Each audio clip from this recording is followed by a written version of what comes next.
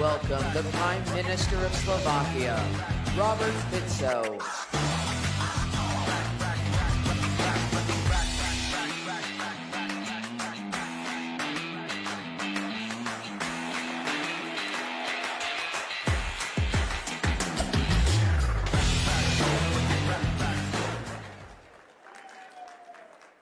Thank you very much.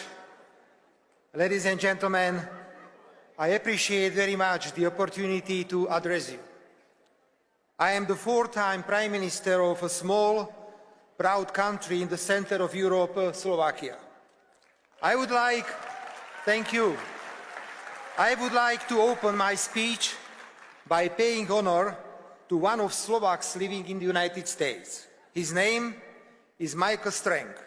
Sergeant Michael Strang served in the US Marine Corps during World War II and commanded a squad of soldiers on the Pacific island of Iwo Jima. And it was the very same squad that raised the victorious American flag on Iwo Jima exactly 80 years ago on February 23, 1945. A photograph from that event became the inspiration for the Marine Corps War Memorial in Arlington. I was in Arlington today and bowed before Michael Strang's grave. In doing so, I paid my respect not only to him, but to all American soldiers who fought and died in the Second World War. The contribution of American troops to defeat the fascism is unquestionable. Please do not allow new Hitlers to arise. Please do not allow anyone to question the horrors of the Holocaust. Thank you very much. Ladies and gentlemen, we can celebrate the 80th anniversary of the end of the Second World War by stopping the senseless killing of Ukrainians and Russians in Ukraine. The energy and determination with which your President Donald Trump has entered into the peace process in Ukraine is admirable. He has many supporters in Europe for his directness and for spreading the truth.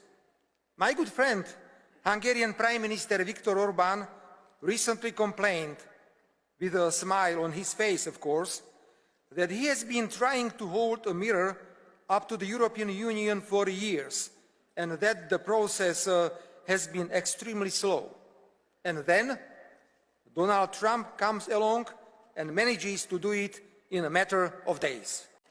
If you will allow me, I also join Viktor Orbán in this complaint today, again with a smile on my face, of course. If there is one thing Europe needs today, it is the truth.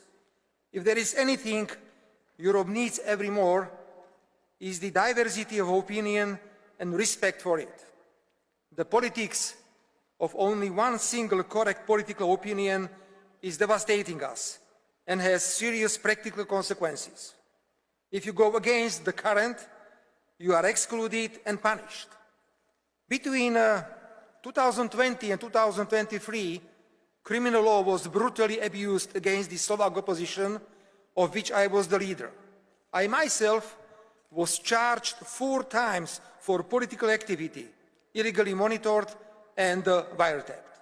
However, the institutions of the European Union remained silent because they had a submissive and vassal government in Slovakia. Ladies and gentlemen, no one is disputing that Russia's use of military force in Ukraine was a violation of international law. However, Russia had serious security reasons for doing so because it has long been misled on the issue of NATO enlargement. The conflict could have been brought to an end shortly after it began. The absolute majority of the European Union member states, with the exception of Slovakia and Hungary, have endorsed the idea that the war in Ukraine should be used to weaken Russia politically and economically.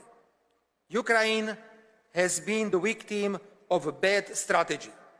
Today, it is evident that the limitless financial, military and political support, coupled with the anti-Russian sanctions, did not bring its effect. I was among those who warned against senseless killing, calling for ceasefire and supporting all peace plans. As a reward, I was branded a Russian agent. The word peace has been virtually unused in Europe for the last 3 years. Whoever spoke of peace was a warmonger. Whoever supported the war in Ukraine was a peace activist. Ladies and gentlemen, your president is doing Europe a great service. He is bringing truth, and we all hope peace back to Europe. The attitude of the major European players and of President Zelensky of Ukraine, therefore, comes as an unpleasant surprise to me.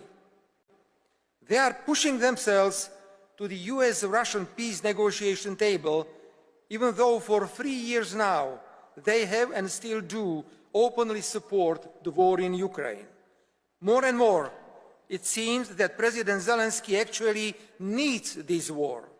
When there is war, there cannot be democratic elections. Zelensky is particularly worried about that.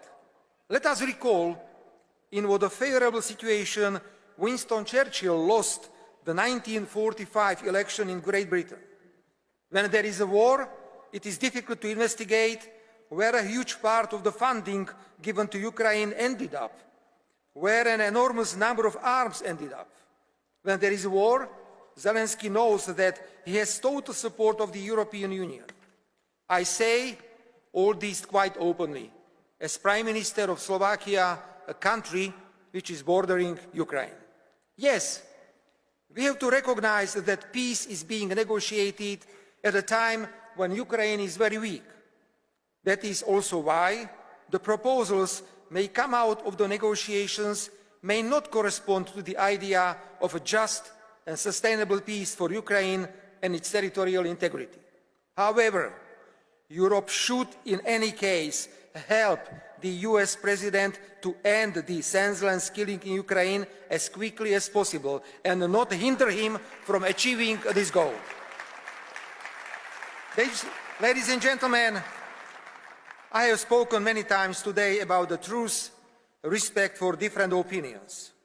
It is particularly dangerous when the response to a different opinion is not just to ignore or disrespect it, but when the opponents reach for radicalization and violence. Such dangerous radicalization is now typical for liberal and progressive ideologies, which in addition to this new quality of political conduct promote abnormalities in everyday life and present them as normal and healthy. Let the attempt to assassinate your president or me be the proof of my claim. I grew up in a regular family where my father worked as a worker in a furniture factory and my mother as a shop assistant. Our lives were dominated by straight talk, common sense, respect and consideration for others. I brought a strong social sense from my family, and as an ordinary person, I openly espouse all the values associated with a common sense and a normality.